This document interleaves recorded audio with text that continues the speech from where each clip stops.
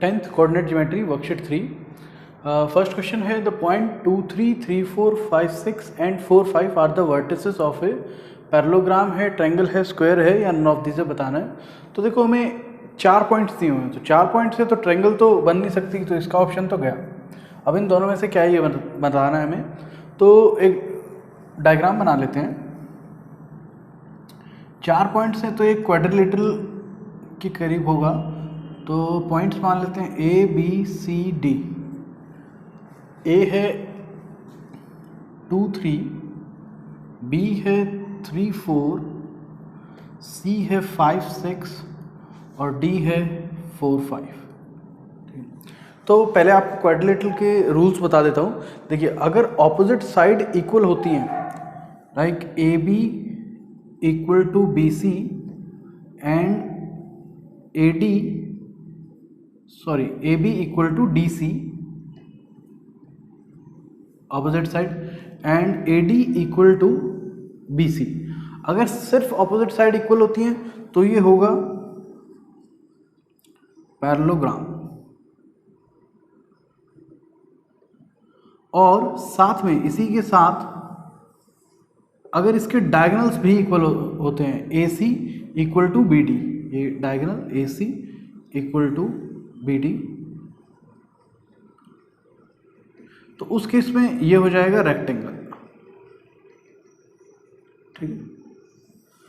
और अगर चारों साइडें इक्वल हैं, A B equal to B C equal to C D equal to A D, तो अब जैसे देखिए हमने यहाँ पे पैरेललोग्राम बोला कि ये अपोजिट साइड इक्वल है, तो इसमें डायगोनल इक्वल नहीं होंगे तब होगा ये पैरेललोग्राम, और साथ में डायगोनल भी इक्वल होंगे तो रेक्टेंगल होगा।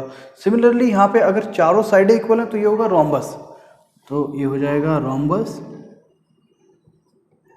और अगर चारों साइड के साथ में डायगोनल्स जो हैं वो भी इक्वल हैं, A C equal to B D, तो उस केस में ये हो जाएगा स्क्वायर।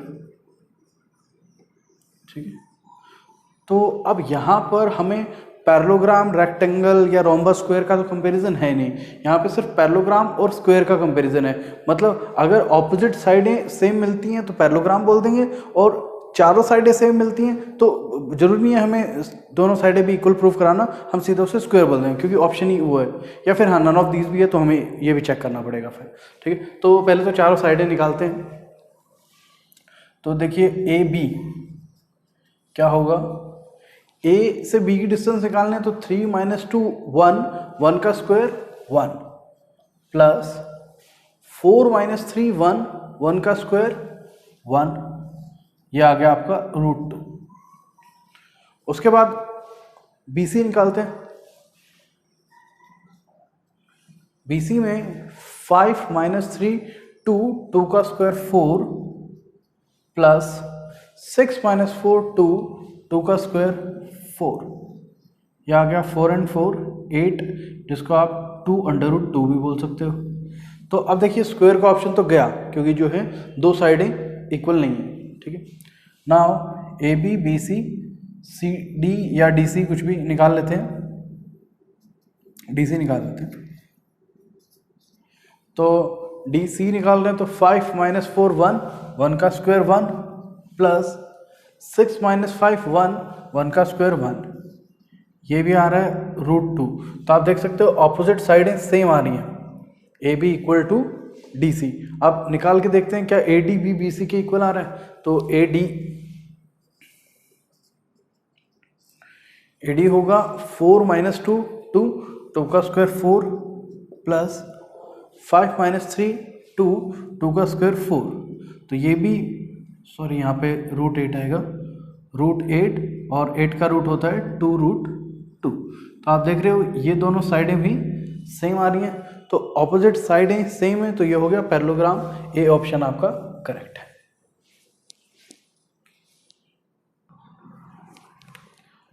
सेकंड क्वेश्चन है the point which divide the line segment joining the point दिए हुए हैं 7 - 6 और 3 4। तो इनको ज्वाइन करने से जो लाइन सेगमेंट बनता है उसकी यहाँ बात हो रही है। The point which divide this line segment joining the point this and this in the ratio 1:2। तो हमें इस पर एक पॉइंट ढूंढना है जो इसको 1:2 में ब्रेक करता है। मतलब अगर इधर एक पार्ट है तो इधर ये 2 पार्ट हैं इस तरह से। तो ये पॉइंट हमें पता करना है। इसमें हम सेक्शन फॉर्मूला यूज़ कर सकते हैं, ठीक है। तो सेक्शन फॉर्मूला में क्या होता है, फिलहाल जैसे कि ये पॉइंट मान लेते हैं हम A, ये मान लेते हैं B, ठीक है, और ये P पॉइंट मान लेते हैं और इसके कोऑर्डिनेट हम मान लेते हैं XY, ठीक है। तो सेक्शन फॉर्मूला में इन दो पॉइंट को x1 y1 कंसीडर किया जाता है, इसको x2 y2 और इसको xy, और रेशियोज को हम m1:m2 ले सकते हैं। तो जो x पॉइंट निकालने का फॉर्मूला होता है वो होता है m1x2 plus m2x1 bye m1 plus m2, और y का फॉर्मूला होता है m1y2 plus m2y1 bye m1 plus m2। और जैसे कि इस क्वेश्चन में बोला हुआ है कि ये 1:2 में इंटरनली लाई कर रहा है, मतलब यहाँ इंटरनली आ रहा है इस लाइन सेगमेंट में। एक ऐसे भी हो सकता है कि पॉइंट जो है एक्सटर्नली आ रहा हो, तो एक्सटर्नली वाले केस में हम क्या करते हैं, ये प्लस की जगह पे माइनस यूज़ करेंगे, बस ये डिफरेंस होगा, ठीक है। तो फिलहाल इंटरनली पॉजिटिव यूज़ करके करते हैं। तो x की वैल्यू निकालते हैं। इन्होंने ये पॉइंट्स नहीं पूछे, इन्होंने पूछा कि वो जो पॉइंट है वो कौन से क्वाड्रेंट में लाई करेगा। तो पहले पॉइंट निकाल लेते हैं। तो पॉइंट देखिए, x की वैल्यू होगी m1 x2, m1 ये आपका 1 है, x2 3 है, 1 × 3 3 प्लस m2 x1 2, x1 आपका 7 है, 7 2 हो गया 14, अपॉन में m1 प्लस m2 1 + 2 3, ये हो जाएगा 17/3। नाउ y निकालते हैं। y होगा m1 y2, 1 × y2 है आपका 4, तो 1 4 = 4 प्लस m2 y1 2 × 6 12, और वो भी माइनस का 12 क्योंकि -6 है, तो यहाँ -12 बाय m1 प्लस m2 1 + 2 3। तो देखिए 4 में से ये प्लस माइनस माइनस ही हो जाएगा, 4 में से 12 माइनस होंगे तो यह आएगा आपका -8/3। तो अब जो कोऑर्डिनेट आ रहे हैं वो हमारे आ रहे हैं 17/3 और -8/3, ये P पॉइंट के कोऑर्डिनेट आ रहे हैं। अब अगर बात करें क्वाड्रेंट की, क्वाड्रेंट क्या होते हैं, ये x एक्सिस और ये y एक्सिस, 4 पार्ट्स में प्लेन को डिवाइड करते हैं, इन चारों को क्वाड्रेंट कहते हैं। और जो पहला ये है इसको फर्स्ट क्वाड्रेंट, ये सेकंड क्वाड्रेंट, ये थर्ड क्वाड्रेंट और ये फोर्थ क्वाड्रेंट।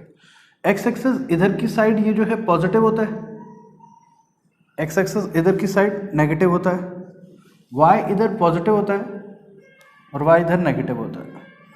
तो देखिए फर्स्ट क्वाड्रेंट में क्या होता है, एक्स और वाई दोनों पॉजिटिव होते हैं।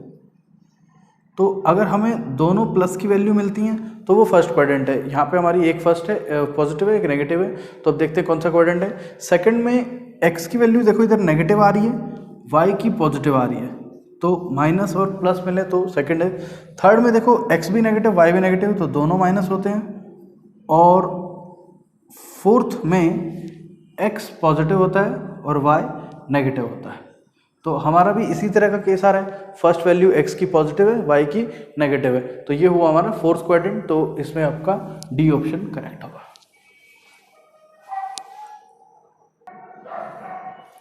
नेक्स्ट क्वेश्चन है, if P point divide the line segment joining A this and B this.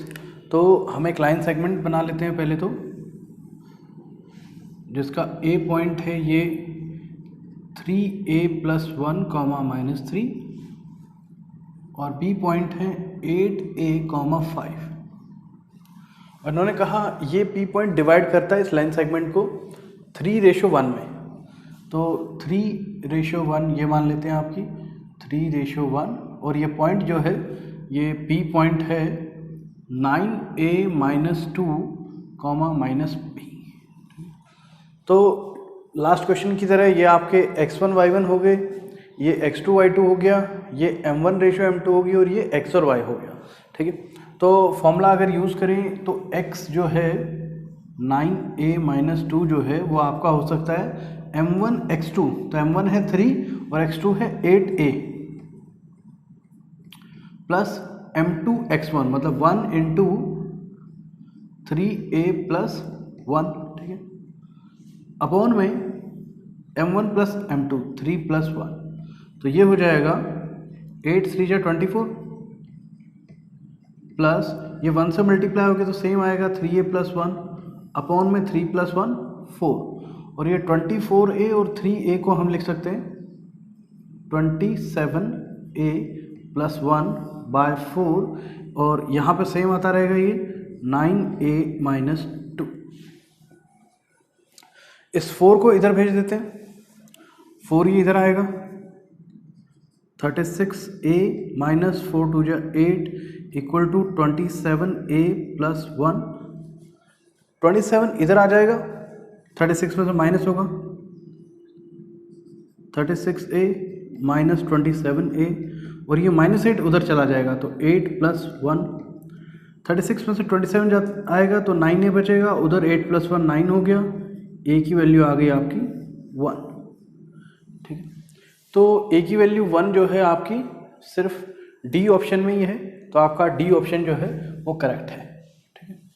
और अगर फिर भी बी निकालें तो बी का फॉर्मूला क्या रहेगा, बी के लिए हमें y वाला फॉर्मूला लगाना पड़ेगा, y इक्वल टू, तो y है हमारा minus B equal to m1 x2, मतलब 5 इंटू 3 या 3 इंटू 5, तो 3 5 जा 15 डायरेक्ट लिख लेते हैं, plus 1 into minus 3, 1 into minus 3 हो जाएगा, अपॉन 3 प्लस 1 4, तो ये 15 और प्लस माइनस ये माइनस है, 15 माइनस 3 हो गया 12 बाय 4, 4 3 जा 12, ये आ रहा minus B equal to 3, minus उधर जाएगा तो b इक्वल टू -3 हो जाएगा, तो ये देख लीजिए b जो है -3 है, डी ऑप्शन हमारा करेक्ट है। नेक्स्ट क्वेश्चन है the point -4 6 divide the line segment joining the point a and b in the ratio, तो रेशियो फाइंड करनी है हमें। तो लाइन सेगमेंट के पॉइंट जो है हमें गिवन है a -6 10, b 3 -8, और इनके बीच में कोई भी पॉइंट है ये p जिसके कोऑर्डिनेट है -4, 6, तो हमें बताना है ये किस रेशियो में है। तो रेशियो वही हम m1 रेशियो m2 लेते हैं, ये आपका पॉइंट xy है, ये x2 y2 है, और ये x1 y1 है। तो हम सिर्फ पहले वाला जो x का फॉर्मूला है वो यहाँ लगाएंगे, उसी से m1 रेशियो m2 निकल जाएगी। तो फॉर्मूला क्या होता है, x is equal to m1 x2 plus m2 x1 by m1 plus m2। तो देखिए x की यहाँ वैल्यू क्या है -4 इक्वल टू m1, तो यहाँ m1 ही है। अच्छा, इसको जो है हम k रेशियो 1 मान के भी निकाल सकते हैं, फिर जो आंसर लास्ट में k/1 के इक्वल जो रेशियो आएगी वो रेशियो होगी, और डायरेक्ट निकालना चाहो डायरेक्ट भी निकल जाएगा, कोई इसमें इशू नहीं है। तो डायरेक्ट ही कर लेते हैं।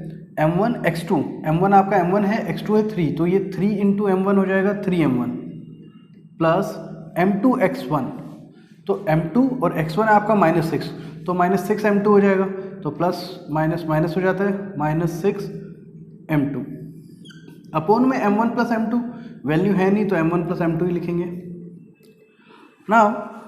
ये वैल्यूज इधर ले आइए, -4 से मल्टीप्लाई कराएंगे, तो -4 इंटू m1 -4m1 प्लस, और यहाँ भी माइनस ही आ जाएगा क्योंकि माइनस प्लस माइनस हो जाएगा, -4m2 equal to 3m1 -6m2। तो नाउ देखिए ये 4m1 है, इसको उधर भेज देते हैं m1 के पास, क्योंकि उधर m1 प्लस में है, तो ये उधर जाएगा 3m1 प्लस 4m1 हो जाएगा, और ये 6m2 इधर ले आते हैं, ये हो जाएगा प्लस का 6m2 और माइनस में 4m2 है ही। 6m2 में से 4m2 जाएंगे, 2m2 बचेंगे, और 3m1 प्लस 4m1 7m1 हो गया। अब आपको क्या करना है, नंबर एक साइड लेने हैं और ये वेरिएबल m1 m2 एक साइड लेना है। तो ये m2 अगर हम उधर भेज देते हैं तो उधर आ जाएगा m1 बाय m2, m1 उधर ही रखना है, m2 नीचे जाना है, और 7 इधर आ जाएगा 2 के नीचे, तो ये हो जाएगा 2/7। और हमें चाहिए थी रेशियो m1 और m2 की, तो इससे आ गया हमारा m1 ratio m2 equal to 2/7, ठीक है। तो ये आपका सी ऑप्शन करेक्ट है।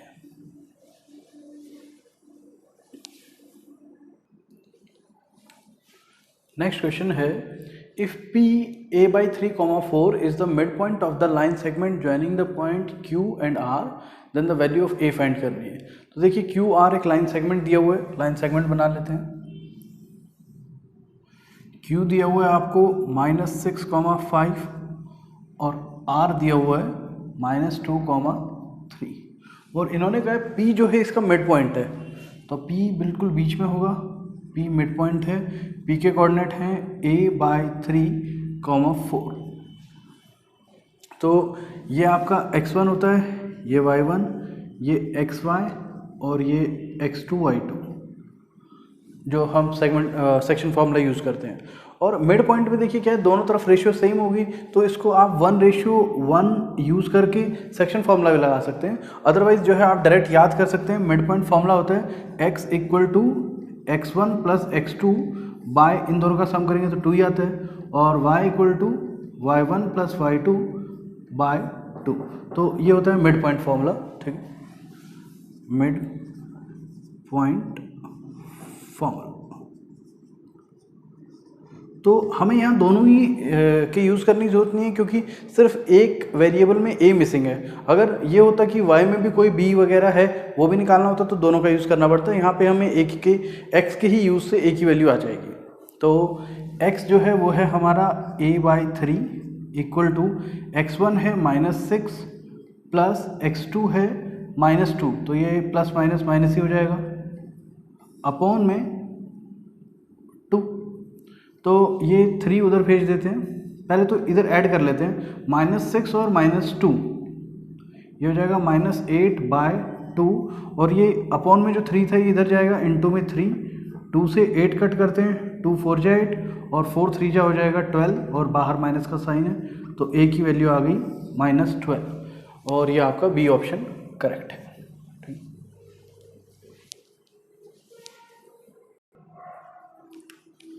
नेक्स्ट क्वेश्चन है, the fourth vertex D of a parallelogram ABCD whose 3 vertices are ABC given है is this।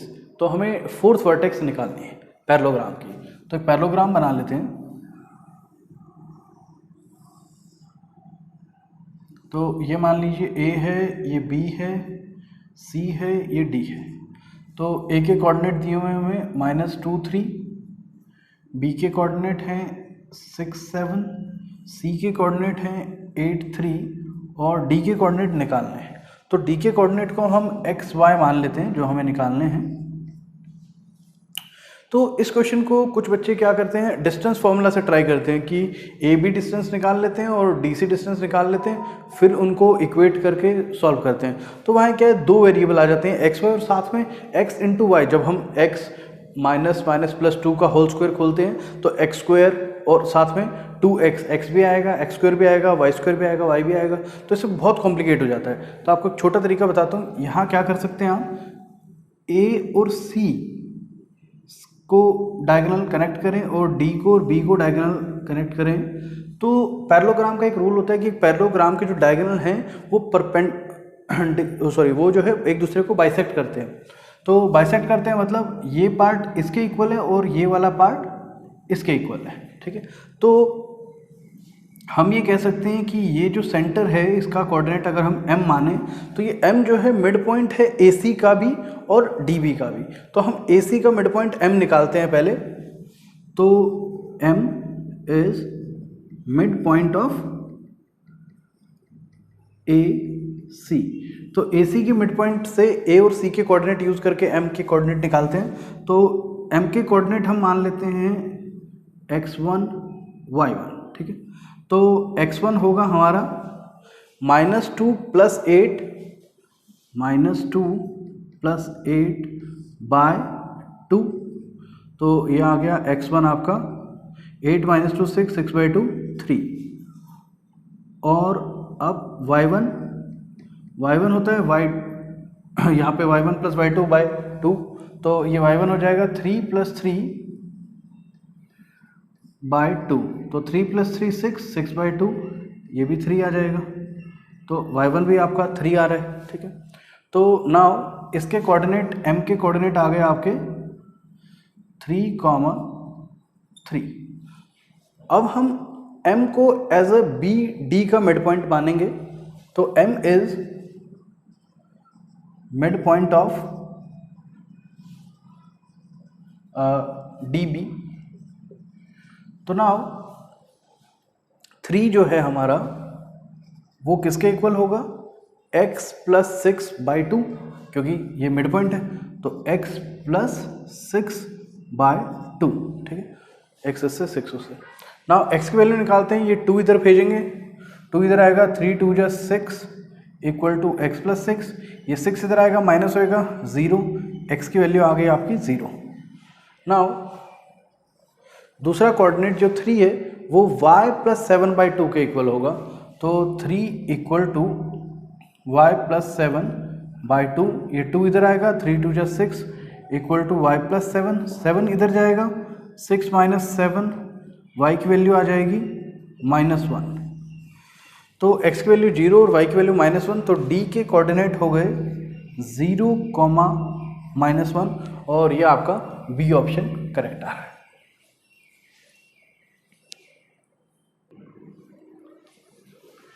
तो नेक्स्ट क्वेश्चन में दिया है आपको if x minus 2y plus के, देखो ये लाइन की इक्वेशन है, तो it is a median of the triangle, ये ट्रायंगल का जो है मीडियन की लाइन की इक्वेशन दी हुई है, whose vertices are at the point A B C, ये ट्रायंगल के वर्टिसेस दिए हुए हैं, तो वैल्यू ऑफ के बतानी है आपको। तो देखिए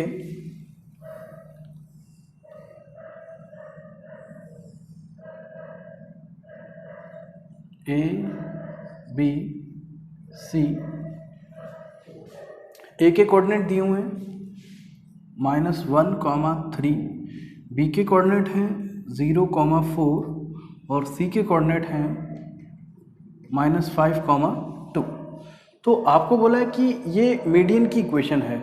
अब देखिए मीडियन आपको ये भी नहीं बताया कौन सा वाला मीडियन, मीडियन एक ट्रायंगल में 3 हो सकते हैं, जैसे कि एक तो ए से फॉल हो रहा है यहाँ पर बी सी के मिड पॉइंट पे, और एक बी से फॉल हो रहा है ए सी के मिड पॉइंट पे, एक सी से फॉल हो रहा है, एक सी से जो है फॉल हो रहा है ए बी के मिड पॉइंट पे। तो मीडियन की एक प्रॉपर्टी होती है कि जो तीनों मीडियन होते हैं वो जिस पॉइंट पर बीच में मिलते हैं उस पॉइंट को जो है सेंट्रोइड बोलते हैं। तो मान लीजिए ये आपका हो गया पी पॉइंट, ये पी पॉइंट है सेंट्रोइड, तो पी इज सेंट्रोइड, ठीक। तो सेंट्रोइड के कोऑर्डिनेट निकालने का फॉर्मूला होता है, जैसे कि मान लीजिए पी के कोऑर्डिनेट हैं x, y, तो p जो है आपका एक्स वाई के साथ हो गया सेंट्रोइड, तो x सेंट्रोइड की x की वैल्यू निकालने का फॉर्मूला होता है x1 plus x2 plus x3/3। जिस तरह से मिड पॉइंट में 2 पॉइंट का मिड पॉइंट निकाला जाता है, इसमें 3 पॉइंट का एक तरह से मिड पॉइंट निकाला जाता है। और y हो गया y1 plus y2 plus y3/3, ठीक है। तो हम एक काम करते हैं, इन तीनों पॉइंट से सेंट्रोइड निकाल लेते हैं, और सेंट्रोइड निकालने का बेनिफिट क्या होगा कि ये जो सेंट्रोइड है ये तीनों मीडियन पर लाई कर रहा है, तो ये मीडियन की जो इक्वेशन दी है ये चाहे कोई भी दी हुई हो तीनों में से, उस पर हम ये कोऑर्डिनेट जो है x और y की जगह प्लेस करा सकते हैं, ठीक है, जिससे कि हमारी k की वैल्यू आ जाएगी। तो नाउ x की वैल्यू निकालते हैं, x होगा आपका x1 मान लेते हैं -1 है, x2 वो ये जो है 0 है, a b c ले रहे हैं, और प्लस में x3 जो है वो आपका -5 है अपॉन में 3, तो -5 एंड -1 -6/3, ये आ गया आपका -2। ना y निकालते हैं, y होगा y1 plus y2 plus y3, तो 3 + 4 + 2/3, 4 5 6 7 8 9, ये हो गया 9/3, तो y आ गया आपका 3। तो P जो है वो पॉइंट हो गया आपका -2, 3, और which lies in equation of median, median की इक्वेशन पे ये लाई करता है ये पॉइंट, क्योंकि तीनों पे लाई कर रहा है। तो हम इसे पुट कर सकते हैं x y की वैल्यू को इसमें, और इसको इक्वल टू फिर 0 डाल सकते हैं। तो x की वैल्यू डालेंगे -2 और y की वैल्यू है 3 प्लस k इक्वल टू 0। ठीक है, तो ये जो आपकी इक्वेशन थी x -2y प्लस k, ठीक है, इसमें हमने x और y की वैल्यू डाल दी है। अब यहाँ से k की वैल्यू निकालनी है, तो -2 एज इट इज़, -2 3 जा -6 प्लस k इक्वल टू 0। -6 और -2 -8 हो जाएगा, उधर भेजेंगे तो प्लस का 8 हो जाएगा, तो k की वैल्यू आ गई 8। तो ये जो है डी ऑप्शन आपका आंसर है।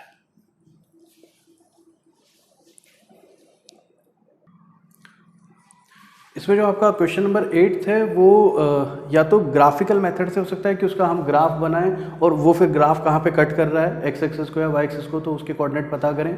और इसमें ऑप्शंस भी जो है 8th क्वेश्चन में जो है गलत दिए हुए हैं। तो और अगर हम वैसे कैलकुलेट करके निकालें तो वो 11th के कॉन्सेप्ट उसमें यूज होंगे, स्लोप निकालना पड़ेगा, इक्वेशन निकालनी पड़ेगी। तो आप 8th क्वेश्चन को जो है इग्नोर करो, वो 10th लेवल पर जो है नहीं आएगा। ठीक है, तो ये 7 क्वेश्चन कीजिए। इसमें वर्कशीट 3 ये आपकी कंप्लीट हो गई है और इसकी PDF और नेक्स्ट जो वर्कशीट 4 है कोऑर्डिनेट ज्योमेट्री की, वो आपको डिस्क्रिप्शन में मिल जाएगी।